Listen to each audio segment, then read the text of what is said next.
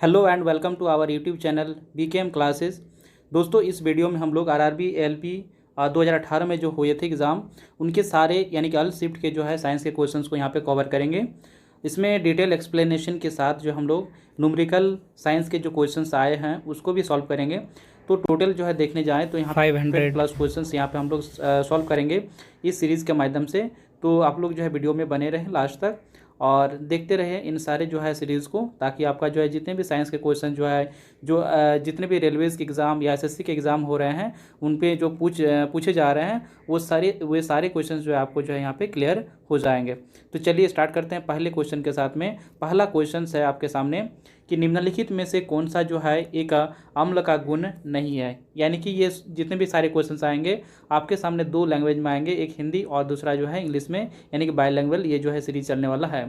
तो इसमें बोल रहा है कि अम्ल का गुण कौन सा नहीं है, यानी कि which of the following is not a property of acids. ठीक है, तो यहाँ पे ऑप्शन है आपके, ऑप्शन सी में है अम्ल नीले जो है लिटमस को लाल में परिवर्तित कर देते हैं। तो ये इसका कहना ये क्या है, सही है। तो इसमें हमको छांटना है कौन सा नहीं है इसका गुण। ठीक है, तो ये तो इसका अम्ल का गुण है कि ये क्या करता है, acid turns blue litmus to red. और उसके बाद देखेंगे दूसरा ऑप्शन में, तो अम्ल का स्वाद जो है खट्टा होता है, तो ये भी कहना इसके लिए क्या है, सही है अम्ल के लिए। और अम्ल का स्वाद कड़वा होता है, ये कहना इसका गलत है, क्योंकि कड़वा किसका जो है टेस्ट होता है, वो होता है बेस का। किसका, बेस का जो होता है वो जो है बीटर जो है होता है टेस्ट। ठीक है, अम्ल क्षार के साथ जो है मिलकर लवण बनाते हैं, तो ये भी कहना इसके लिए सही है। तो इसमें से एक ही रॉन्ग आंसर है यहाँ पे, यानी रॉन्ग ऑप्शन है यहाँ पे, तो ऑप्शन नंबर सी है। तो इसमें हमको रॉन्ग ही छांटना था, यानी कि जो गलत था उस ऑप्शन को हमको यहाँ पे अलग करना था। तो ये ऑप्शन कौन सा हो जाएगा, ऑप्शन नंबर सी। इसलिए इसका राइट आंसर क्या हो जाएगा, ऑप्शन नंबर सी। चलिए देखते हैं नेक्स्ट क्वेश्चन। नेक्स्ट यहाँ पे बात करते हैं इसके बारे में, कुछ और डिटेल एक्सप्लेन करते हैं। तो अम्ल के यहाँ पे कुछ गुण दिए गए हैं कि अम्ल का जो स्वाद होता है वो क्या होता है, खट्टा होता है। और अम्ल जो है जल के साथ में क्या होता है, जल के घोल में वो हाइड्रोजन आयन को देते हैं। ठीक है, अम्ल धातु के साथ क्या क्रिया करके जो है कौन सी गैस बनाती है, तो ये सीधे सीधे क्वेश्चन पे आ सकता है। तो ये जो है हाइड्रोजन गैस बनाती है। ठीक है, उसके बाद है अम्ल कार्बोनेट के साथ जो है क्रिया करके कार्बन डाइऑक्साइड गैस जो है मुक्त करता है। तो ये सभी जो है अम्ल के बारे में कुछ गुण थे उनके। तो नेक्स्ट देखेंगे यहाँ पे नेक्स्ट क्वेश्चन, अपने बाएं हाथ में जो है से पेन को पकड़कर एक जो है व्यक्ति अपना प्रतिबिंब जो है शीशे में देखता है। ठीक है, एक जो है अपने बाएं हाथ में पेन को पकड़ता है और जो है शीशे की जो है और देखता है, तो जिससे प्रतिबिंब जो है शीशे पर बनता है। ठीक है, तो पेन जो है दाएं हाथ में है, ऐसा दिखाई दे रहा है कि बाएं हाथ में जो पकड़ा हुआ जो पेन है वो दाएं हाथ में दिखाई दे रहा है। तो ये निम्न में से किस घटना के कारण होता है, यानी कि इसमें साइड चेंज हो जा रहा है। तो साइड चेंज होने का मतलब हो रहा है यहाँ पे क्या हो रहा है, लेटरल इन्वर्जन हो रहा है, यानी पार्श्व व्युत्क्रमण जो है होता है। ये दर्पण में देखने को मिलते हैं। ये जो है लेफ्ट का राइट हो जाएगा, राइट का जो है लेफ्ट हो जाएगा। तो इसी के कारण जो है इसके दर्पण में जो है ऐसा दिखाई दे रहा है कि बाएं हाथ में कोई भी पकड़ा हुआ चीज़ वो दाएं हाथ में दिखाई दे रहा है। तो ये हो रहा है लेटरल इन्वर्जन के चलते। ठीक है, तो यानी पार्श्व व्युत्क्रमण के चलते जो ऐसा हो रहा है। तो ऑप्शन नंबर डी इसका करेक्ट आंसर हो जाएगा। नेक्स्ट क्वेश्चन है, मास m यानी कि जो द्रव्यमान है m के साथ चलती हुई एक वस्तु की गतिज ऊर्जा क्या है, ई के यानी कि काइनेटिक एनर्जी का मूल्य जो है क्या होगा, यानी काइनेटिक एनर्जी ज्ञात करना है जिसका जो द्रव्यमान m है, और यदि इसकी गति को जो v से बढ़ाकर 2v कर दिया जाता है, यानी कि जो इसका गति है उसको हम लोग v के जगह पे 2v कर देते हैं, यानी 2 गुना कर देते हैं, तो इस पर जो है गतिज ऊर्जा पे इसका क्या प्रभाव पड़ेगा। तो हम लोग सीधे सीधे देखेंगे यहाँ पे कि गतिज ऊर्जा का फार्मूला क्या होता है, यानी कि काइनेटिक एनर्जी जो है वो क्या होता है। तो काइनेटिक एनर्जी बराबर होता है हाफ mv²। ठीक है, यानी कि यहाँ पे जो है क्या होगा, जो हमारा वेग यहाँ पे गति है वो गति का स्क्वायर होगा यहाँ पे। ठीक है, यानी कि द्रव्यमान के साथ में गति का स्क्वायर को गुना करेंगे और उसका आधा कर देंगे तो हमारे क्या निकलेगा, काइनेटिक एनर्जी निकलेगा। तो इसमें हम क्या कर रहे हैं, जो v है हमारा उसको हम बढ़ा रहे हैं सिर्फ, m पे तो कोई इफेक्ट नहीं पड़ेगा इसका, क्योंकि m जो है फिक्स है। ठीक है, तो m पे कोई इसका फर्क नहीं पड़ेगा, हाफ भी तो ये क्या है, फिक्स है ये। ठीक है, लेकिन यहाँ पे कौन चेंजेज होगा, वो v है चेंज होगा। तो v यदि v के जगह पर हम 2v कर देते हैं तो v का स्क्वायर v होगा तो v² होगा। 2v का स्क्वायर कर देंगे, यानी 2v यदि वेग इसका हो जाता है यानी गति हो जाता है तो 2v का स्क्वायर करेंगे, यानी कितना होगा, 4v² हो जाएगा। ठीक है, यानी कि इसका क्या हो रहा है, v को जो हम लोग 2 गुना कर दिए तो इसका रिजल्ट जो होगा वो 4 गुना इफेक्ट आएगा। क्यों आएगा 4 गुना इफेक्ट, क्योंकि हम लोग यहाँ पे यदि देखना चाहें, इसको यदि सॉल्व करेंगे तो ऐसा होगा, यदि ये नॉर्मल है, ठीक है, नॉर्मल जो है v यहाँ पे दिया हुआ है, नॉर्मल यदि यहाँ पे v दिया हुआ है तो इसका फॉर्मूला क्या हो जाएगा, हाफ mv², ठीक है। यहाँ पे v के जगह पे क्या है, v ही है, ठीक है। लेकिन दूसरे वाले कंडीशन में क्या हो रहा है, v के जगह पर हम लोग 2v ले रहे हैं, ठीक है। यानी जो उसका वेग गति है वो गति की जगह पर हम लोग 2v ले रहे हैं, ठीक है। तो यहाँ पे हाफ m और यहाँ पे 2v का, यहाँ पे क्या हो जाएगा 2v का स्क्वायर हो जाएगा, क्योंकि v² होता है। तो यहाँ पे करेंगे तो ये दोनों में रेशियो में निकलेगा, तो उससे हमको पता चल जाएगा कि कितना जो है गुना इसमें वृद्धि हो रहा है या कमी हो रहा है। तो यहाँ पे हाफ से हाफ कैंसिल हो जाएगा, m से f कैंसिल हो जाएगा, यानी कि द्रव्यमान से द्रव्यमान कैंसिल हो जाएगा। यहाँ पे देखेंगे तो यहाँ पे v² ऊपर में बचेगा, नीचे क्या होगा 2v² यानी कि 4v² होगा, v² से v² कट जाएगा, यानी कि 1/4 आएगा। यानी पहले जो इसका गति ऊर्जा कितना हुआ करता था 1, और अभी कितना हो रहा है 4, यानी कितना गुना बढ़ गया, 4 गुना बढ़ गया। तो इसलिए इसका क्या हो जाएगा 4 गुना हो जाएगा, यानी 4e हो जाएगा, ke हो जाएगा। यानी कि काइनेटिक एनर्जी का जो है कितना गुना हो जाएगा, 4 गुना हो जाएगा। यदि उसका काइनेटिक एनर्जी जब यानी कि जो गतिज ऊर्जा था वो m द्रव्यमान के साथ में और v गति के साथ में कितना था, यदि e के था तो उसका कितना होगा 4 गुना हो जाएगा, यानी कि 4e के, यानी कि काइनेटिक एनर्जी हो जाएगा। तो ऑप्शन नंबर सी इसका करेक्ट आंसर हो जाएगा। चलिए देखते हैं नेक्स्ट क्वेश्चन। सार्वभौमिक गुरुत्वाकर्षण कांस्टेंट जो है यानी जी के मान की खोज किसके द्वारा किया गया था। तो जी के मान की खोज किसके द्वारा किया गया था, तो इसका राइट आंसर क्या हो जाएगा, ऑप्शन से यहाँ पे एंटोनी एल लवाइजिए, या जो है आइजक न्यूटन, या हेनरी कैवेंडिश, या जॉन डाल्टन। तो इसका राइट आंसर क्या हो जाएगा, हेनरी कैवेंडिश ने जो है क्या किया था, सार्वभौमिक जो है गुरुत्वाकर्षण कांस्टेंट यानी कि जी का जो है मान, यानी जी का जो है मान की उसकी खोज की थी। तो इसका ऑप्शन नंबर जो है क्या हो जाएगा, सी इसका करेक्ट आंसर हो जाएगा। यदि बात करें फादर ऑफ जो है केमिस्ट्री कौन है, तो इसका जो है कौन हो जाएगा, एंटोनियो लवाइजियर, यानी कि जो है विज्ञान के जनक, रसायन विज्ञान के जनक कौन है, एंटोनियो लवाइजियर जो है, ये जो है विज्ञान यानी कि रसायन विज्ञान के जनक है। इसको हम लोग मॉडर्न केमिस्ट्री यानी कि जो आधुनिक जो है रसायन विज्ञान के भी जनक के रूप में भी इसको जाना जाता है। यदि आइजक न्यूटन की बात करें तो इन्होंने जो है कुछ प्रमुख जो है सिद्धांत दिए, वो कौन कौन से हैं, गुरुत्वाकर्षण का सिद्धांत और गति का नियम, और भी बहुत सारे हैं, तो इनमें से ये इंपॉर्टेंट है। जॉन डाल्टन जो है ये था, इसने जो है क्या दिया था, परमाणु का सिद्धांत दिया था। क्या कहा था इन्होंने कि किसी तत्व का हर जो है एक परमाणु, जैसा कि हम लोग सोना को लेते हैं तो उस तत्व के जो है हर दूसरे परमाणु के साथ वो समान होता है। जैसे कि सोने के एक कोई टुकड़ा लेते हैं, फिर दूसरे सोने के जो है एक सोने का परमाणु फिर दूसरे जो है सोने का परमाणु के साथ में मैच करेंगे, या एक ही सोने के जो है टुकड़े को हम लोग छोटे छोटे अलग अलग जो है टुकड़ों में बांट देंगे, और फिर सब जो है टुकड़ों को जो चेक करेंगे, तो उसका जो क्या होगा, उसका जो गुण होगा वो क्या होगा, समान होगा। क्या होगा, उसका समान होगा, ठीक है। नेक्स्ट क्वेश्चन है, प्रारंभिक भारतीय दार्शनिक के अनुसार प्रत्येक वस्तु डैश मूल तत्वों से बनी है, यानी according to an early Indian philosopher everything is made up of dash basic element. तो कितने बेसिक एलिमेंट से मिलकर बने होते हैं, तो इसका जो आंसर हो जाएगा 5। ऑप्शन नंबर डी इसका करेक्ट आंसर हो जाएगा। और कौन कौन से वो 5 है, तो इसके देखते हैं। तो यहाँ पे 5 मूल तत्व कौन कौन से हैं, वायु, पृथ्वी, अग्नि, आकाश और जल, जो है ये 5 क्या है, मूल तत्व हैं, ठीक है। नेक्स्ट क्वेश्चन है, एक प्रतिरोधक में से विद्युत धारा I, विद्युत धारा क्या I प्रभावित होती है, एक स्रोत जो है प्रतिरोधक में भी विभवांतर जो है बनाए रखता है, और समय t में स्रोत द्वारा आपूर्ति की गई ऊर्जा की मात्रा यहाँ पे ज्ञात करना है। यहाँ पे धारा I है, यानी कि करंट यहाँ पे दिया गया है I, और जो है यहाँ पे विभवांतर यानी कि जो यहाँ पे पोटेंशियल एनर्जी है, पोटेंशियल डिफरेंस है, तो वो कितना दिया गया है, v दिया गया है। तो यहाँ पे हमको ज्ञात करना है, और समय यहाँ पे दिया गया है t, समय कितना दिया गया है, t दिया गया है। तो इसमें हमको जो है ऊर्जा ज्ञात करना है। तो ऊर्जा का फार्मूला क्या होता है, ऊर्जा बराबर होता है H बराबर I² RT। क्या होता है, I² RT होता है, ठीक है। अब यहाँ पे क्या करेंगे, H तो यहाँ पे ज्ञात करना है, तो H बराबर क्या हो जाएगा, I² यहाँ पे दिया गया है, तो I का वैल्यू I ही रहने देंगे, और R जो यहाँ पे हमको दिया गया नहीं है, तो R बराबर हम क्या कर सकते हैं, V = IR। हम लोग जानते हैं कि V = IR जो है ये किसका होता है, ये ओम रूल से हम लोग इसको पता कर पाते हैं कि जो पोटेंशियल डिफरेंस होता है वो करंट और जो है रेजिस्टेंस का जो है मल्टीपल होता है, ठीक है। तो यहाँ पे हम निकाल सकते हैं V/I बराबर R कर सकते हैं, तो R के जगह पे हम V/I लेंगे। तो V का वैल्यू यानी कि विभवांतर जो है यहाँ पे कितना है, V है, तो हम V ले लेंगे, और I यहाँ पे करंट जो है यहाँ पे I ही है। उसके बाद T है, तो T हम लोग T के जगह पे T ले लेंगे, ठीक है।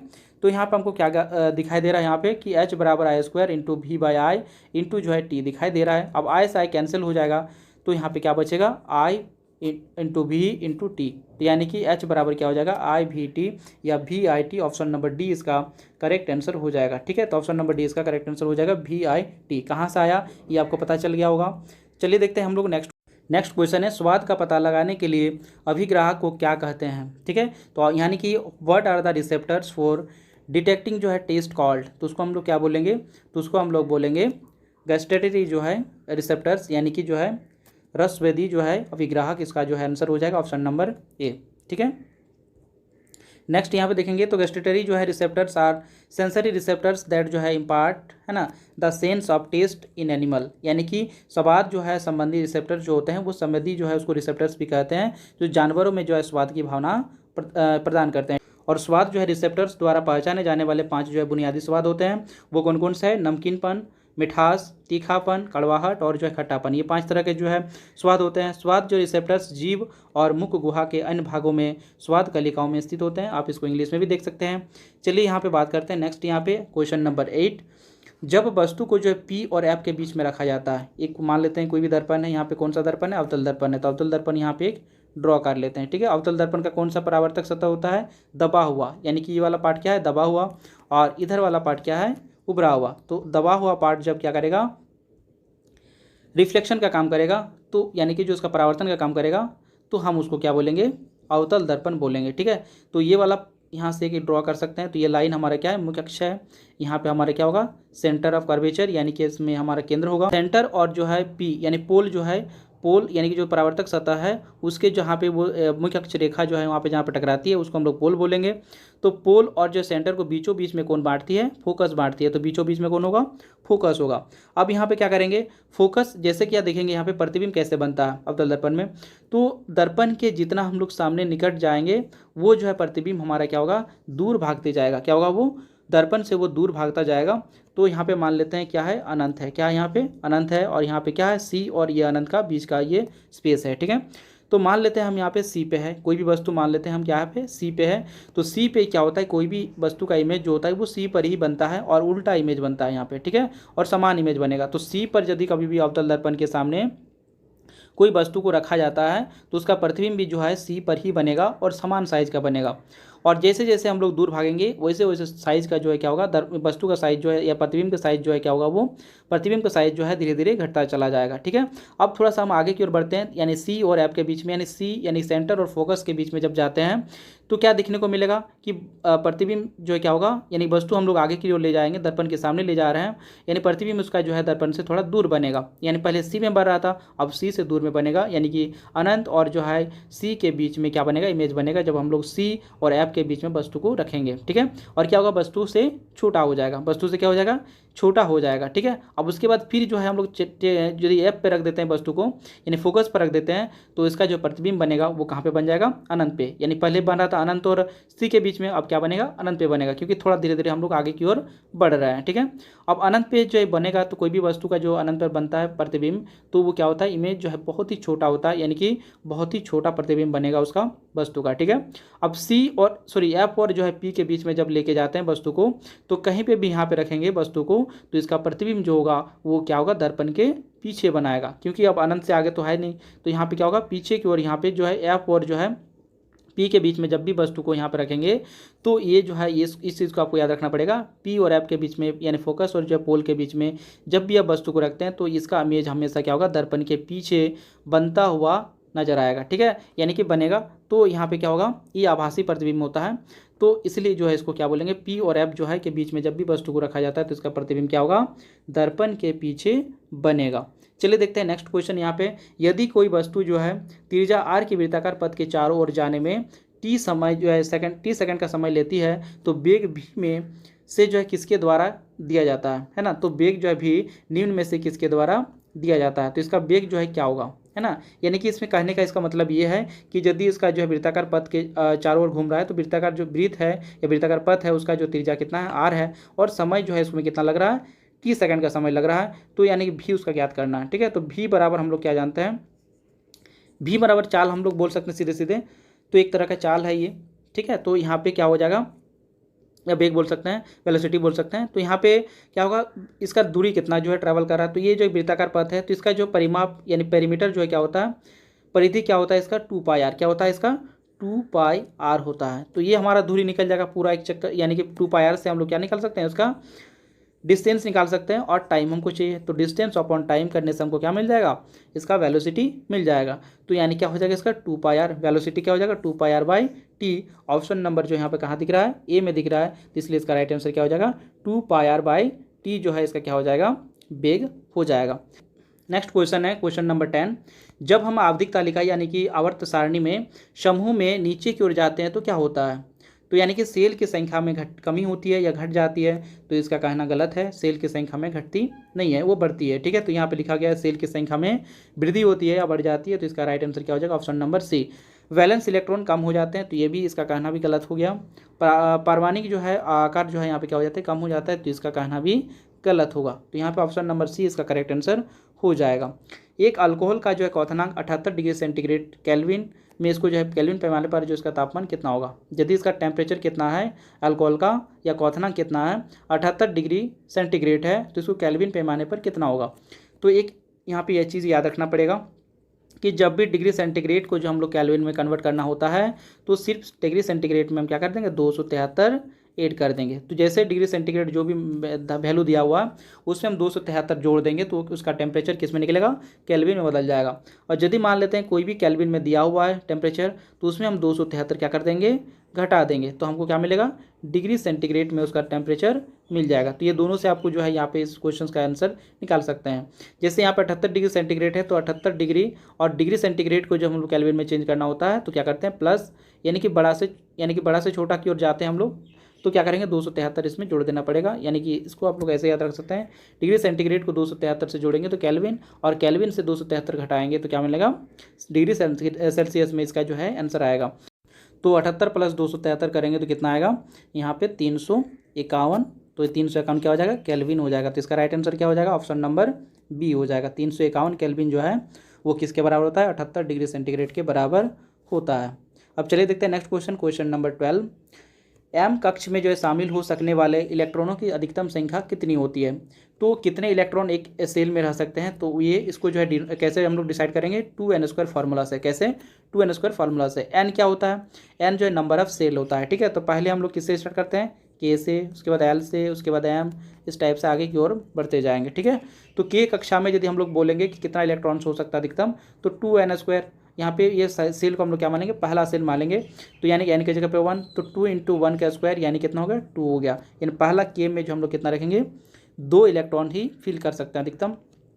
एल की बात करें तो यहाँ पे 2 होता है फार्मूला का, और n² यानी कि ये वैल्यू किसका होगा, ये सेल नंबर कितना है 2 है, तो 2 का स्क्वायर 4, तो 4 × 2 कितना हो जाएगा 8, यानी कि एल में कितना होता है 8 होता है।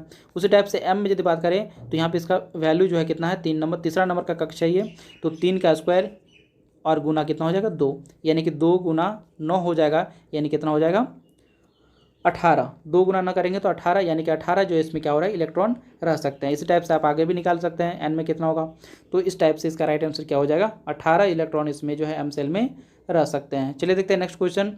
दांतों में सड़न शुरू हो जाती है जब मुंह का पीएच मान डैश से कम हो जाता है, यानी कितना जो है टेम्परेचर, यानी कितना पीएच मान जो है वो कम हो जाता है, ताकि हमारा तब जो हमारे दांतों में सड़न स्टार्ट हो जाता है। इसका राइट आंसर क्या हो जाएगा 5.5, यानी कि जब हमारे मुंह का पीएच मान कितना होता है 5.5 से कम हो जाता है तो दांतों में सड़न शुरू हो जाता है। तो चलिए देखते हैं नेक्स्ट क्वेश्चन। यहाँ पे नेक्स्ट क्वेश्चन है, निम्नलिखित में से कौन सा एक जो है एम्फोटेरिक ऑक्साइड है।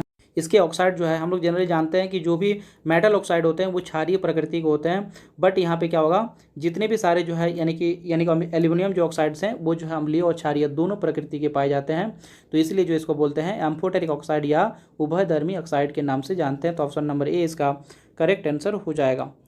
यानी एम्फोटेरिक ऑक्साइड वे ऑक्साइड होते हैं जिनमें जो है अम्लीय और क्षारीय दोनों ऑक्साइड के गुण मौजूद होते हैं, तो उसको हम लोग क्या बोलेंगे, एम्फोटेरिक ऑक्साइड बोलेंगे। यानी एम्फोटेरिक ऑक्साइड उसको बोला जा सकता है।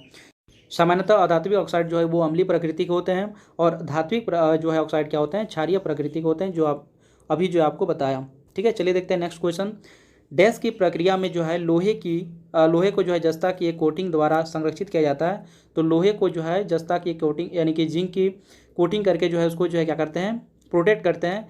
तो ऐसे जो है प्रोसेस को हम लोग क्या बोलेंगे, तो उसको क्या बोलेंगे, गैल्वेनाइजेशन या गैल्वेनीकरण के नाम से जानते हैं। तो इसका राइट आंसर क्या हो जाएगा, ऑप्शन नंबर सी।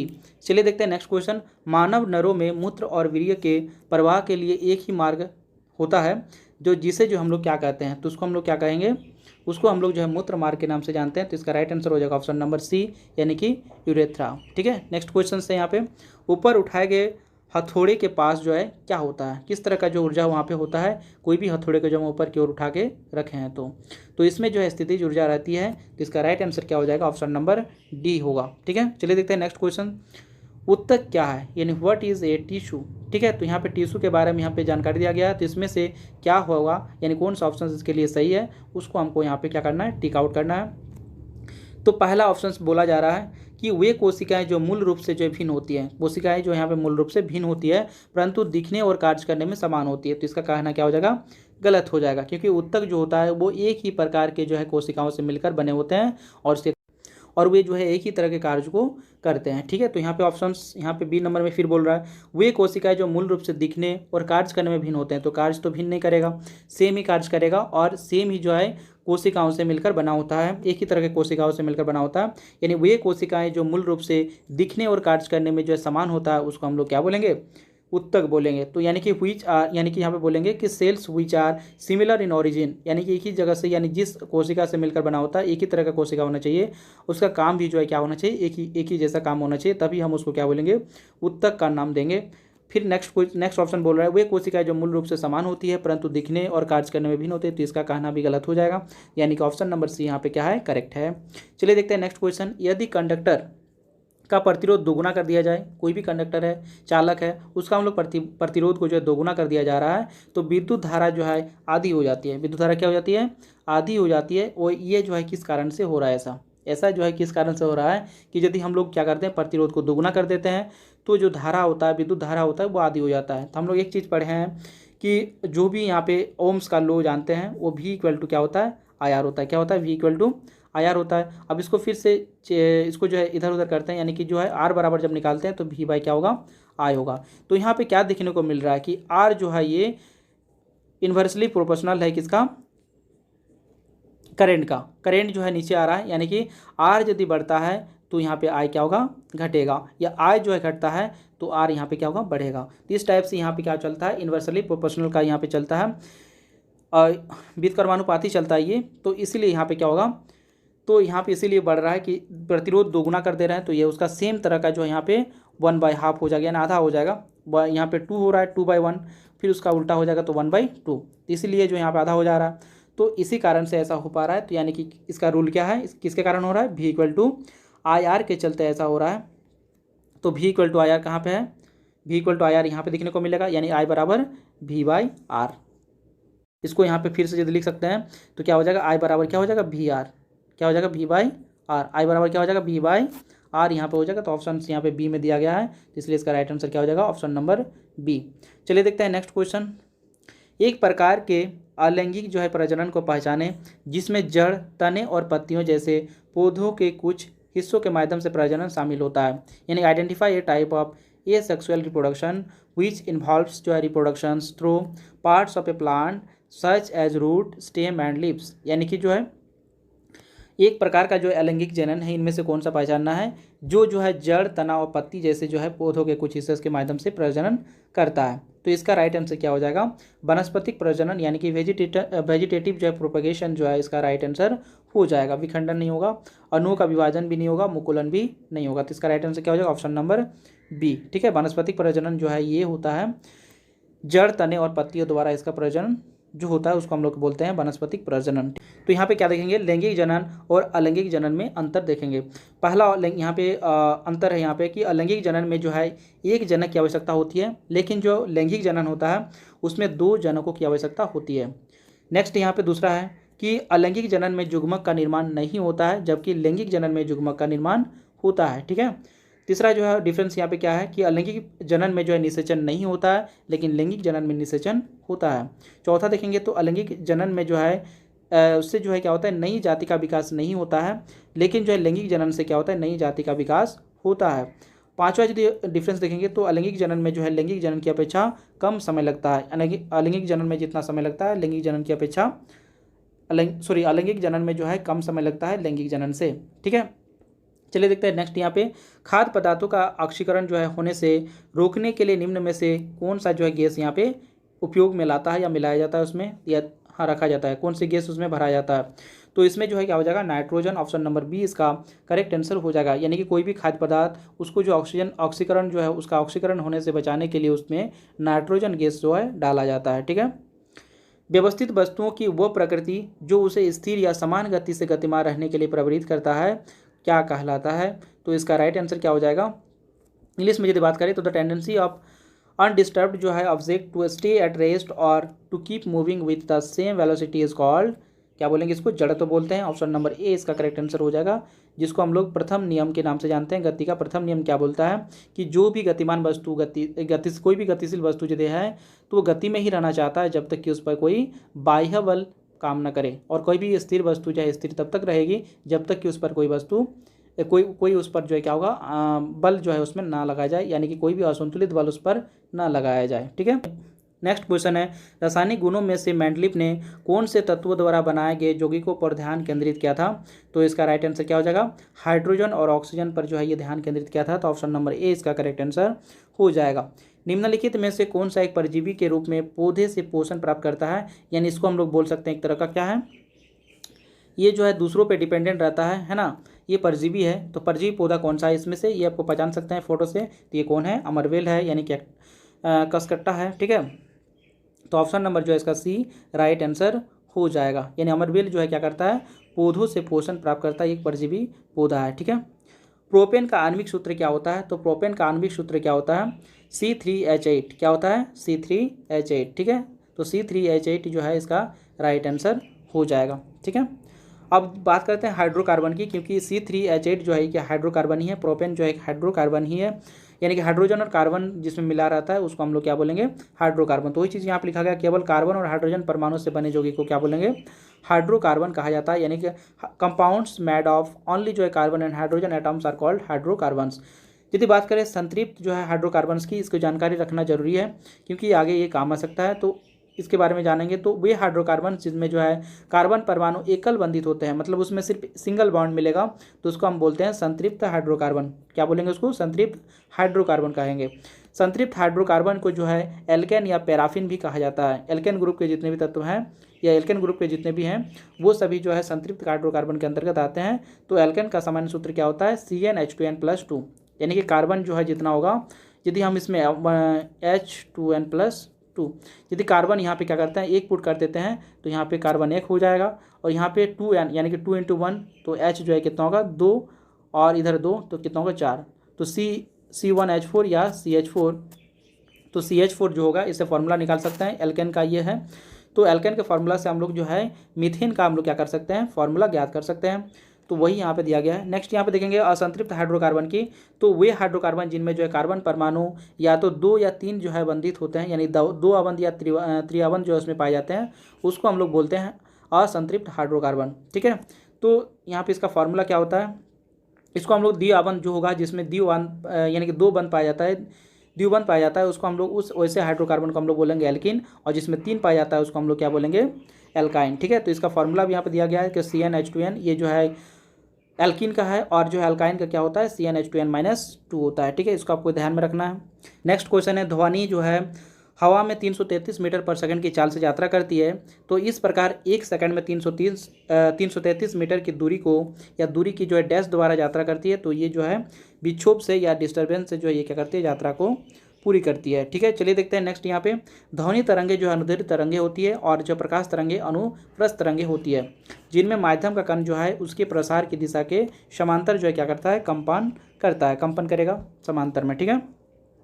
जब किसी संकुचित जो है सिलिंकी को छोड़ा जाता है तो स्थितिज ऊर्जा जो है को किस ऊर्जा में परिवर्तित कर दिया जाता है। तो ये जो है किस ऊर्जा में परिवर्तित हो जाएगा, गतिज ऊर्जा में। स्थितिज ऊर्जा जो है क्या हो जाएगा, गतिज ऊर्जा में जो है ये, जैसे कोई भी स्प्रिंग ही है वो जो है जॉइंट फॉर्म में है ऐसे, तो इसको जो दबा के रखेंगे, इसको क्या करेंगे, कंप्रेस करके रखेंगे दोनों साइड से, और फिर अचानक छोड़ देंगे तो क्या करेगा, ये मूवमेंट करेगा, और मूवमेंट करने का मतलब हो गया गतिज ऊर्जा में परिवर्तित हो गया। तो इसका राइट आंसर क्या हो जाएगा, ऑप्शन नंबर ए।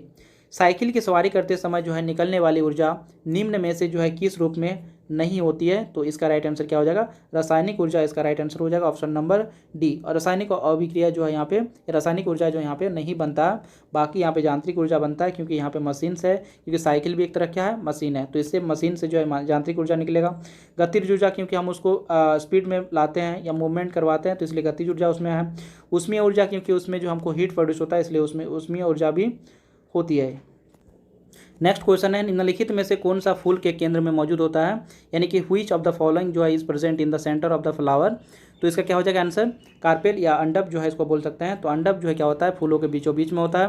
तो आप देख सकते हैं कार्पेल यहाँ से यहाँ तक है, इसमें जितने भी सारे होते हैं वो सभी जो है कार्पेल के अंतर्गत आते हैं, यानी कि कार्पेल क्या है, फीमेल पार्ट है। और इधर देख सकते हैं ये मेल पार्ट है, स्टेमन, ठीक है। इसमें एंथर और फिलामेंट आता है। और कार्पेल में कौन कौन आता है, स्टिग्मा और जो है यहाँ स्टाइल, पोलन ट्यूब, ओवरी और जो है ओवरी आता है। ये सभी जो है क्या होते हैं, फूलों के बीचों बीच में पाए जाते हैं। तो इसका राइट आंसर क्या हो जाएगा, ऑप्शन नंबर सी। बहुविखंडन द्वारा जो उत्पन्न क्या होता है, तो इसमें जो है क्या होगा, कौन सा जो है जीव यहाँ पे क्या होता है, बहुविखंडन द्वारा होता है, निर्मित होता है। तो इसका राइट आंसर क्या हो जाएगा, प्लाज्मोडियम, ऑप्शन नंबर डी इसका करेक्ट आंसर हो जाएगा। प्लाज्मोडियम और शैवाल की यदि बात करें तो ये जो है बहुविखंडन द्वारा उत्पन्न होता है। यदि बात करें मुकुलन की, मुकुलन जिसको हम लोग बडिंग बोलते हैं इंग्लिश में, तो बडिंग जो है दो तरह का होता है, एक एक्सोजेनस और जो है दूसरा क्या होता है, इंडोजेनस। तो इंडोजेनस बडिंग और एक्सोजेनस बडिंग किस में होता है, तो एक्सोजेनस जो है बडिंग होता है वो हाइड्रा, ईस्ट, बैक्टीरिया और जो प्रोटोजोआ में पाया होता है ऐसा प्रजनन। और जो स्पॉन्ज है, तो स्पॉन्ज जो है ये इसमें जो है क्या होता है, इंडोजेनस जो है बडिंग होता है, ठीक है। मुकुलन जो है इसमें किस तरह का होता है, इंडोजेनस होता है। यदि बात करें ए सेक्सुअल यानी कि अलैंगिक जो है जो जनन होता है, उसमें क्या होता है, प्लेनेरिया जो है ये क्या होता है, रिप्रोड्यूस करता है बाय जो है टीयरिंग देमसेल्फ, खुद को जो दो टुकड़ों में, जैसे ये वाला पार्ट है तो ये वाला पार्ट बीचों बीच से दो टुकड़ा हो जाएगा। और ये क्या करेगा, जैसे इसको हम लोग अच्छे से बनाते हैं, कोई भी मान लेते हैं इस टाइप का जीव है, इसमें इसको जो क्या करेगा, दो टुकड़ा में जो है ये बढ़ जाएगा। ये प्लेनेरिया है, इसके बीचों बीच से दो टुकड़ा हो जाएगा और दो टुकड़ा, एक पूंछ साइड होगा और एक जो है हेड, यानी कि ये हेड वाला होगा, ये क्या होगा, टेल वाला होगा। तो हेड और टेल में दो टुकड़े में बढ़ जाता है, यानी बाइनरी जो है इसका विखंडन होता है, फिजन होता है। और ये इसका रिजल्ट से क्या होता है कि हेड और टेल जो है दो अलग अलग पार्ट में यानी कि बढ़ जाता है। और उसके बाद जो दोनों अलग अलग अपना जो है क्या करते हैं, विकास कर लेते हैं। जिसके बाद इसके पास हेड है, इसके बाद फिर क्या हो जाएगा, टेल आ जाएगा। इसके पास टेल है तो इसके पास क्या आ जाएगा, हेड आएगा। इस हिसाब से जो है एक सप्ताह के अंतर्गत ये क्या हो जाता है, ये जो है प्रजनन हो जाता है। और जिससे जो दो नए जो है जीव या दो नए जो है कीड़े का निर्माण हो जाता है, प्लेनेरिया का जो यहाँ पे निर्माण हो जाता है। चलिए देखते हैं नेक्स्ट यहाँ पे, राइजोपस जो होते हैं ये कैसे रिप्रोड्यूस करते हैं, यानी कैसे जनन करते हैं, तो ये स्पोर फॉर्मेशन से, यानी बीजाणु गठन करके जो है ये अपना प्रजनन करते हैं। और हाइड्रा जो है किसके द्वारा जो है यहाँ पे प्रजनन करता है, तो बडिंग द्वारा। और किस तरह के बडिंग, तो एक्सोजेनस, ठीक है, एक्सोजेनस बडिंग से जो है ये क्या करता है, अपना प्रजनन करता है। प्लाज्मोडियम की बात करें तो ये जो है मल्टीपल फिजन या बहुविखंडन से अपना प्रजनन करता है। निम्नलिखित में से कौन सी धातु को जो है चाकू से काटा जा सकता है, तो इसका राइट आंसर क्या हो जाएगा, सोडियम को जो है चाकू से काटा जा सकता है। यदि बात करें सोडियम के साथ साथ और कौन कौन से, तो लिथियम और पोटेशियम और सोडियम, ये तीनों जो है होते हैं, ये क्षार धातुएं हैं और ये सब इतने नरम होते हैं कि इसको जो है चाकू से काटा जा सकता है, ठीक है। अब देखते हैं नेक्स्ट क्वेश्चन, फूलों वाली जो है किस पौधे में पत्तियों के मार्जिन के दरों में कलियां पैदा होती है, यानी फूलों वाले जो है किस पौधे में पत्तियों के मार्जिन के दरों में जो है कलियां पैदा होती है। तो in which of the following जो है या फ्लावरिंग प्लांट्स जो है are buds produced in the जो है नोच या notches along the leaf margin. Leaf margin जो यहाँ पे पाए जाते हैं, ये इस टाइप का मार्जिन जो यहाँ पे लगा हुआ दिख रहा है यहाँ पे, उसमें से जो क्या होता है वो पौधे का निर्माण होता है, कलियों का जो यहाँ पे वैसे निकलना शुरू होता है। तो ये जो है किस में होता है, ब्रायोफाइलम में। तो इसका राइट आंसर क्या हो जाएगा, option number B. Option number B इसका क्या हो जाएगा, करेक्ट आंसर हो जाएगा। ये ब्रायोफाइलम है, इसमें जो है जितने छोटे छोटे यहाँ पे बर्ड्स निकले हुए हैं, सब से जो यहाँ पे क्या होगा, सभी से जो यहाँ पे या कलियाँ निकली हुई है, उस सभी जो है कलियाँ से क्या होगा, एक नए पौधे का जो यहाँ पे निर्माण हो जाएगा। नेक्स्ट यहाँ पे देखेंगे, 4 मीटर प्रति सेकंड स्क्वायर के वेग के साथ स्थानांतरित होने वाली 0.5 किलोग्राम वजनी गेंद की गतिज ऊर्जा कितनी होगी। तो गतिज ऊर्जा का फार्मूला क्या होता है, हाफ mv² होता है। तो यहाँ पे फार्मूला में पुट कर देंगे तो हमारा आंसर आ जाएगा। तो हाफ के जगह पे हाफ लिखेंगे, m की जगह पे यहाँ पे कितना है 0.5 kg, यानी कि जो इसका वेट यानी कि मास होगा, यानी कि जो इसका द्रव्यमान होगा वो हमेशा किलोग्राम में होना चाहिए। और यहाँ पे मीटर पर सेकंड में इसका दिया हुआ है वेग, ठीक है। तो 4 का स्क्वायर हो जाएगा, यानी कि वेग का भी का स्क्वायर हो जाएगा, ठीक है। तो हाफ इंटू इसको भी लिख सकते हैं 1/2, क्योंकि 0.5 का मतलब 1/2 होता है। फिर इसको हम बोल सकते हैं 4 × 4। अब 2 गुना 2 करेंगे तो 4 होगा, 4 से 4 कैंसिल हो जाएगा तो बचेगा क्या 4। और जो ऊर्जा होता है, ऊर्जा का SI यूनिट क्या होता है, जूल होता है, यानी 4 जूल इसका राइट आंसर हो जाएगा। तो 4 मीटर प्रति सेकंड स्क्वायर के वेग के साथ हस्तांतरित होने वाली 0.5 किलोग्राम वजनी गेंद की गतिज ऊर्जा कितनी होनी चाहिए, 4 जूल होगी। ठीक है, नेक्स्ट यहाँ पे देखेंगे निम्नलिखित में से कौन से क्षेत्रों में पवन ऊर्जा के लिए उच्चतम क्षमता है। तो कहाँ पे ये जो है सबसे ज़्यादा जो है यहाँ पे पवन ऊर्जा का निर्माण किया जाता है, तो यहाँ पे ऑप्शन हो जाएगा, राइट आंसर हो जाएगा इसका पश्चिमी घाट में, यानी वेस्टर्न घाट्स में इसका राइट आंसर हो जाएगा। ठीक है, नेक्स्ट क्वेश्चन है 1 बिलियन का pH मान जो है कितना है, 3 है। जब जो है pH का मान कितना कर देते हैं, बदलकर 6 कर देते हैं, तब जो है H+ आयन यानी हाइड्रोजन आयन की सांद्रता में कितनी हो जाएगी, हाइड्रोजन आयन की सांद्रता कितनी हो जाएगी। ठीक है, तो इसका राइट आंसर क्या हो जाएगा, यदि इसको फार्मूला के माध्यम से समझे, तो pH हाइड्रोजन का आयन का ये सांद्रता को बताता है, और pH कम होने पर जो हाइड्रोजन आयन क्या होता है, बढ़ जाती है, यानी हाइड्रोजन आयन जो है जितना pH कम होगा उतना हाइड्रोजन आयन की जो है सांद्रता क्या होगी, बढ़ जाएगी। अम्ल का जो है pH मान जो है कितना होता है, 1 से लेकर 6 तक होता है, यानी कि 7 से कम होता है, और जो है 7 के बराबर यदि रहा तो उदासीन घोल होगा वो, और जो है 7 से ज़्यादा होगा तो क्या होगा, ये जो है इसका उसका जो है क्या होगा, वो क्षारीय प्रकृति का होगा। pH की गणना करने का सूत्र क्या होता है, pH यानी कि pH बराबर क्या होता है, -log ब्रैकेट बंद क्या हुआ, हाइड्रोजन आयन। ठीक है, H+ आयन कितने बन रहे हैं उसको लिखना पड़ेगा। जैसे 3 यदि3 का pH मान कितना होगा, 10 का पावर, कोई भी चीज़ का पावर 10 का पावर जो है -3 कर देंगे, या पावर जितना यहाँ पे दिया गया 3 pH मान दिया मतलब पावर -3, तो ये उसका हाइड्रोजन आयन को बता रहा है। ठीक है, उसी टाइप से यदि 6 होगा pH मान तो इसका क्या होगा 10 - 6। तो यहाँ पे क्या हो रहा है कि देखेंगे दोनों के बीच का डिफरेंस तो कितना होगा, 1000 1/1000 यहाँ पे का डिफरेंस दिख रहा है, 1/1000 क्या होगा, कम हो जाएगा। तो इसमें इसका राइट आंसर क्या हो जाएगा, 1000 गुना जो है क्या हो जाएगा, कम हो जाएगा। नीचे है इसलिए क्या होगा, 1000 गुना कम हो जाएगा। यदि ऊपर रहता है तो क्या बोलेंगे, 1000 गुना जो है क्या होगा, बढ़ जाता। तो यहाँ पे क्या हो रहा है, कम हो रहा है। तो जैसे जैसे हम लोग क्या करेंगे, pH का लेवल, pH का मान बढ़ेगा, वैसे वैसे हाइड्रोजन आयन की जो मात्रा या सांद्रता है वो क्या होगा, घट जाएगी। लेकिन जैसे हम लोग क्या होगा 6 से जैसे 3 की ओर जाएंगे तो क्या होगा, 1000 टाइम्स क्या होगा, बढ़ जाएगा सांद्रता किसका, जो है H+ आयन का। ठीक है, चलिए देखते हैं नेक्स्ट यहाँ पे, ओजन के एक अणु में कितने परमाणु होते हैं। तो ओजन उसका फॉर्मूला क्या होता है, O3 होता है। तो इसमें कितने सारे जो परमाणु हैं, तो इसमें 3 परमाणु हैं। ऑक्सीजन के कितने परमाणु हैं, यहाँ पे 3 परमाणु हैं। तो यहाँ पर ऑप्शन नंबर ए इसका करेक्ट आंसर हो जाएगा। जब प्रकाश की एक किरण एक सघन माध्यम से विरल माध्यम में यात्रा करती है तो यह जो है किस दिशा में मुड़ती है। तो यहाँ पे चलिए देखते हैं, दो यहाँ पे एक है, यहाँ पे मान लेते हैं सघन है। क्या है ये, ऊपर वाला पार्ट सघन है और नीचे वाला पार्ट क्या है, विरल है। इसमें ये क्या है, नॉर्मल है। ठीक है, ये क्या है हमारा, नॉर्मल है। उसके बाद इधर भी हम मान लेते हैं उसके उल्टा, यहाँ पे विरल है और नीचे क्या है, सघन है। क्या है, सघन है। तो कोई भी एक रे आता है, मान लेते हैं विरल से, तो विरल से जब सघन में आएगा तो क्या होगा, थोड़ा सा ये पार्ट तो यहाँ पे इसके लिए तो ईजी है ट्रैवल करना, ये लाइट के लिए ट्रैवल करना ईजी है। बट सघन में जब पहुँचता है तो इधर वाला पार्ट क्या है, बहुत ज़्यादा डेंस है, बहुत ज़्यादा मतलब क्या है, यहाँ पे भरा है। तो इसीलिए क्या करता है, ये नॉर्मल यानी कि जो नॉर्मल है उसकी ओर क्या होता है, झुक जाता है। ठीक है, उसकी ओर क्या होता है, झुक जाता है। तो यहाँ पे ये लाइन को जाना चाहिए था ऐसा, बट ये ऐसा आएगा, लेकिन यहाँ पे क्या हुआ, थोड़ा सा झुक जाएगा किसकी ओर, ये अभिलंब की ओर। क्या होगा, अभिलंब या नॉर्मल की ओर जो क्या होगा, थोड़ा सा झुक जाएगा। ठीक है, तो उसी टाइप से यहाँ पे ये इसके हमको समझ में आ गया कि विरल माध्यम से सघन माध्यम में जाएंगे तो ये अभिलंब की ओर क्या होगा, थोड़ा सा झुक जाता है।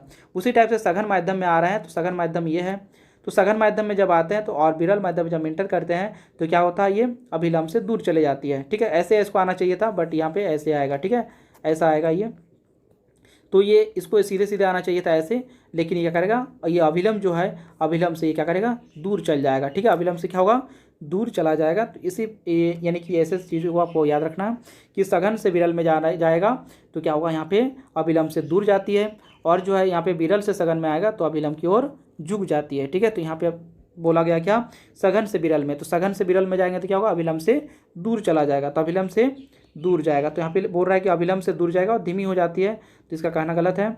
अभिलंब की ओर जाती है, ये भी गलत है। अभिलंब की ओर जाती है, गति बढ़ जाती है, अभिलंब से दूर जाती है और गति क्या होती है, बढ़ जाती है, क्योंकि गति उसमें क्या होगा, बढ़ना तय है। इसमें जो सघन से विरल में जाएंगे तो गति क्या होगा, बढ़ जाएगा, और जब विरल से सघन में जाएंगे तो गति क्या होगा, कम हो जाएगा। गति क्या हो जाएगा, कम हो जाएगा। तो इसको आपको याद रखना है।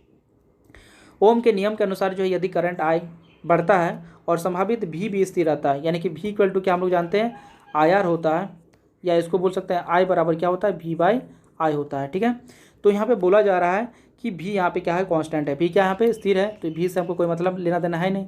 तो R और I का संबंध क्या होता है, वित्त का अनुपाती होता है, मतलब एक बढ़ेगा तो दूसरा घटेगा। ठीक है, तो I यहाँ पे क्या होता है बढ़ रहा है, I क्या हो रहा है बढ़ रहा है, तो यहाँ पे प्रतिरोध के सामने उसका क्या इफेक्ट देखने को मिलेगा, तो कोई एक बढ़ेगा तो दूसरा क्या होगा घटेगा। तो I यहाँ पे बढ़ रहा है, मतलब यहाँ पे रेजिस्टेंस क्या होगा घटेगा, यानी प्रतिरोध क्या होगा घटेगा। तो यहाँ पे प्रतिरोध कम हो जाएगा, ऑप्शन नंबर डी इसका करेक्ट आंसर जो है यहाँ पे हो जाएगा। तो इसका राइट आंसर क्या हो जाएगा, ऑप्शन नंबर डी। चलिए देखते हैं नेक्स्ट क्वेश्चन। एक लॉन जो है रोलर 1 घंटे में 20 चक्कर लगाता है, कितना चक्कर लगाएगा 20 चक्कर लगाता है। 25 मिनट के दौरान यह जो है कुल कितने रेडियन चलेगा, कितना रेडियन ये चलेगा उसको आपको ज्ञात करना है। ठीक, तो यहाँ पे बताया जा रहा है कि एक ये मान लेते हैं रोलर है, ये घूम रहा है। ठीक है, तो 20 चक्कर लगा लेता है 1 घंटा में, तो 25 मिनट में कितना लगाएगा, यानी कि 60 मिनट, 1 घंटा मतलब 60 मिनट में कितना चक्कर लगा रहा है 20 चक्कर लगा रहा है।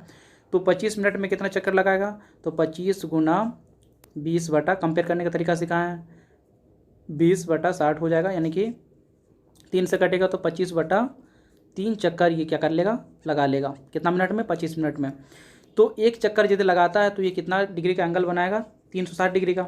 तो यहाँ पे 25 बटा 3 चक्कर लगा रहा है, माना 25 बटा 3 गुना 360 डिग्री का क्या बनेगा एंगल बनेगा।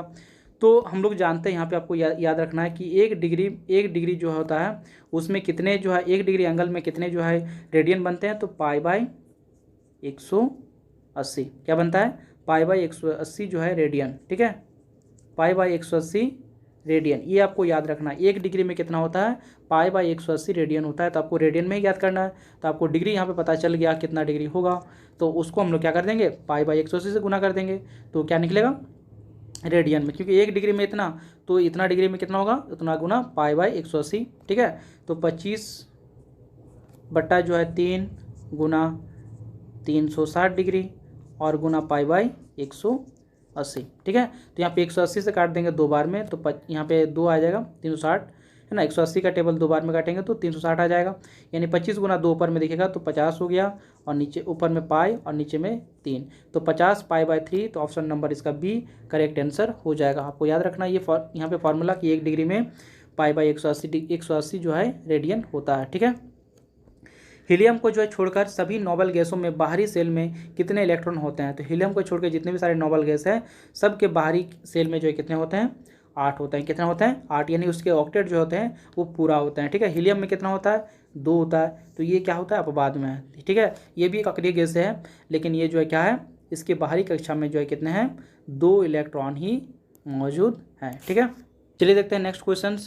किसी कार्बन का परमाणविक जो है द्रव्यमान 12 है और हीलियम का जो है यहाँ पे क्या है, कार्बन का कितना है 12 और हीलियम का जो है द्रव्यमान यहाँ पे कितना है 4 है, तो प्रत्येक तत्व के 1 मोल के लिए निम्न में से कौन सा कथन सही है। 1 मोल के लिए कौन सा कथन यहाँ पे सही बोला गया है। ठीक है, पहला ऑप्शन बोला गया है कार्बन का मोल जो है 1 मोल में हीलियम के 1 मोल के से जो है 3 गुना अधिक परमाणु होंगे।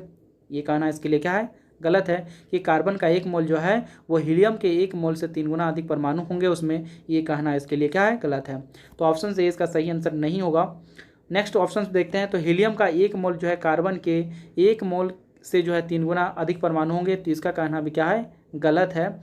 तो यहाँ पे इसका तीसरा ऑप्शन देखेंगे, तो कार्बन के 1 मोल में जो है हीलियम के 1 मोल में मौजूद जो है परमाणु की संख्या समान होगी। दोनों में मोल 1 मोल दोनों का यदि लेते हैं तो उसमें जो परमाणुओं की संख्या क्या होगी समान होगी, तो इसका राइट आंसर क्या हो जाएगा सी करेक्ट आंसर हो जाएगा। यानी कोई भी चीज़ का लेते हैं, जैसे कार्बन का 1 मोल लेते हैं और हीलियम का 1 मोल लेते हैं, तो उसमें जो है परमाणुओं की संख्या जो है क्या होगी समान पाई जाएगी, तो इसका राइट आंसर हो जाएगा ऑप्शन नंबर सी। न्यूटन द्वारा गणित की जो है निम्नलिखित शाखाओं में से किसका आविष्कार किया गया था। न्यूटन ने जो है कौन सी गणित की जो है शाखा का आविष्कार किया था, तो इसका राइट आंसर क्या हो जाएगा गणना या कैलकुलस का। नेक्स्ट क्वेश्चन है, गति का पहला समीकरण किसके बीच संबंध दर्शाता है, यानी कि the first equation of motion gives the relation between किसके बीच में जो है ये संबंध जो है दिखाता है। तो v बराबर हम लोग जानते हैं u + at, ये जो है क्या है मोशन का पहला यहाँ पे समीकरण है। तो इसमें क्या बता रहा है वेग और जो है समय का बता रहा है, तो यहाँ पे वेग और समय इसका राइट आंसर हो जाएगा। तो ऑप्शन नंबर जो है यहाँ पे बी इसका करेक्ट आंसर हो जाएगा। चलिए देखते हैं नेक्स्ट क्वेश्चन। यहाँ पे रिक्त स्थान का यहाँ पे जो भी सबसे उपयुक्त होगा विकल्प उसको यहाँ पे चुनकर भरना। तो ध्वनि की पिच इसके डैश पर निर्भर करता है, तो पिच किस पर डिपेंड करता है फ्रीक्वेंसी पर या आवृत्ति पर डिपेंड करता है। यहाँ पे क्या होगा आवृत्ति यदि क्या होता है यानी कि आवर्ती यदि बढ़ता है तो उसका पिच भी बढ़ेगा, और आवर्ती यदि कम होगा, आवृत्ति जो है इसका कम हो जाता है तो उसका पिच भी क्या होगा, कम हो जाएगा। यानी कि दोनों एक दूसरे के अनुक्रमानुपाती होते हैं। यानी कि पिच बढ़ेगा तो यहाँ पे क्या होगा, ध्वनि का जो है यहाँ पे आवृत्ति भी बढ़ेगा, और आवृत्ति बढ़ेगा तो पिच बढ़ेगा, और आवृत्ति घटेगा तो पिच घटेगा। यानी आवृत्ति पर ये जो है डिपेंडेंट करता है या निर्भर करता है। तो यानी कि ऑप्शन नंबर डी इसका करेक्ट आंसर हो जाएगा। तो ध्वनि की पिच इसके जो है आवृत्ति पर निर्भर करती है। चलिए देखते हैं नेक्स्ट। यहाँ पे ध्वनि की पिच जो है इसके आवृत्ति पर निर्भर करते हैं, और जितनी अधिक जो है आवृत्ति उतनी ही अधिक जो है पिच होगा, और जितनी कम जो आवृत्ति उतनी ही कम जो है पिच होती है। ठीक है। यांत्रिक ऊर्जा, गतिज ऊर्जा और जो है डैश का संयोजन होता है। यानी यांत्रिक ऊर्जा जो है किसका किसका संयोजन होता है, तो गतिज ऊर्जा और स्थितिज ऊर्जा का जो है संयोग होता है। तो ऑप्शन नंबर ए इसका करेक्ट आंसर हो जाएगा। ठीक है। चलिए देखते हैं नेक्स्ट क्वेश्चन। निम्नलिखित में से कौन सा एक जो है धनायन है, तो इसका राइट आंसर क्या हो जाएगा, अमोनियम जो है क्या है, धनायन है। यदि बात करें अमोनियम की तो ये जो है अमोनियम जो है ये NH जो है 4+ आयन जो है यहाँ पे ये जो है देते हैं। यानी कि अमोनियम में क्या है, बहुपरमाणुक धनायन है, और जिसका रासायनिक सूत्र क्या होता है, NH4+ होता है। ठीक है। नाइट्रेट की यदि बात करें यहाँ पे तो नाइट्रेट का जो है क्या होता है, NO3- होता है। कार्बोनेट का क्या होता है, CO3 2-। ठीक है, CO2- होता है यहाँ पे। उसके बाद जो यहाँ पे देखेंगे, और उसके बाद यहाँ पे क्या दिख रहा है, हाइड्रोक्साइड। तो हाइड्रोक्साइड को OH होता है, तो OH क्या होता है, माइनस में होता है। ठीक है। तो OH माइनस सभी माइनस में है, लेकिन ये अमोनियम जो है ये प्लस में है। तो इसलिए यहाँ पे कौन सा धनायन है, तो अमोनियम है, इसका राइट आंसर हो जाएगा। ठीक है। यहाँ पे देख सकते हैं अमोनियम जो है एक बहुपरमाणुक जो है धनायन है, जिसका जो है रासायनिक सूत्र क्या होता है, NH4+ होता है आयन। और नाइट्रेट का जो है रासायनिक सूत्र क्या होता है, NO3 जो है माइनस होता है। कार्बोनेट का रासायनिक सूत्र क्या होता है, CO3 2- होता है। और हाइड्रोक्साइड का रासायनिक सूत्र क्या होता है, OH- होता है। ठीक है। नेक्स्ट यहाँ पे है क्वेश्चन, निर्वात में प्रकाश का वेग कितना होता है, तो यहाँ पे कितना होता है, 3 लाख किलोमीटर पर सेकंड, या 3 × 10⁸ मीटर पर सेकंड। इसका राइट आंसर हो जाएगा ऑप्शन नंबर सी इसका करेक्ट आंसर हो जाएगा। चलिए देखते हैं नेक्स्ट क्वेश्चन। जब मैग्नीशियम रिबन जो हवा में जलाया जाता है तो कौन सा जो है यौगिक उत्पन्न होता है, यानी कि which compound is formed when magnesium जो है ribbon is burned in air. यानी कि हवा में जब जो है क्या करता है, मैग्नीशियम को जलाया जाता है हवा के, यानी मैग्नीशियम के रिबन को, तो कौन सा यौगिक यहाँ पे उत्पन्न होता है, तो यानी क्या होगा वहाँ पे, मैग्नीशियम ऑक्साइड। क्या बनता है वहाँ पे, magnesium oxide. Option number A इसका करेक्ट जो है आंसर हो जाएगा। संक्रमण तत्व क्या है, यानी कि व्हाट आर द ट्रांजिशन जो है एलिमेंट, तो यहाँ पे क्या हो जाएगा इसका राइट आंसर, यानी ट्रांजिशन मेटल जो है यानी एलिमेंट जो है वो होते हैं, यानी वह तत्व है ना, वह तत्व जिनके जो है 2 है ना सबसे बाहरी सेल अधूरे होते हैं। यानी बाहर के जो 2 सेल होंगे वो सब क्या होंगे, अधूरे होंगे, तो उसको हम बोलते हैं संक्रमण तत्व बोलते हैं। यानी कि वह तत्व जिनके 2 सबसे बाहरी सेल अधूरे होते हैं उसको हम लोग बोलेंगे संक्रमण तत्व। तो इसका कहना क्या है, सही है। ठीक है। बाकी यहाँ पे क्या गलत है, वह तत्व जिनके जो है 3 सबसे बाहरी, तो ये गलत है। इनमें से जो है सबसे बाहरी सेल में 8 इलेक्ट्रॉन होता है, तो उसको तो हम लोग क्या बोलेंगे, अक्रिय गैस की श्रेणी में लाएंगे या नोबेल गैस की श्रेणी में लाएंगे। वह तत्व जिनमें जो है धातुओं और गैर धातुओं दोनों के गुण होते हैं उसको भी यहाँ पे नहीं लाएंगे। तो दोनों का यदि गुण रहता है तो उसको हम क्या बोलेंगे, उपधातु बोलेंगे। तो ये भी इसका कहना गलत है। तो ऑप्शन नंबर ए इसका सही आंसर हो जाएगा। ठीक है। नेक्स्ट क्वेश्चन है, गोलाकार दर्पण की प्रतिबिंब सतह के केंद्र को क्या कहा जाता है, यानी the centre of the reflecting surface. Reflecting surface जो होता है कोई भी दर्पण या गोलाकार दर्पण, जैसे मान लेते हैं ये वाला अवतल दर्पण है, तो इसका जो है क्या होता है, रिफ्लेक्टिंग सरफेस क्या होगा, इधर वाला पार्ट होगा, इधर वाला सरफेस जो है इसका क्या होगा, रिफ्लेक्टिंग सरफेस होगा।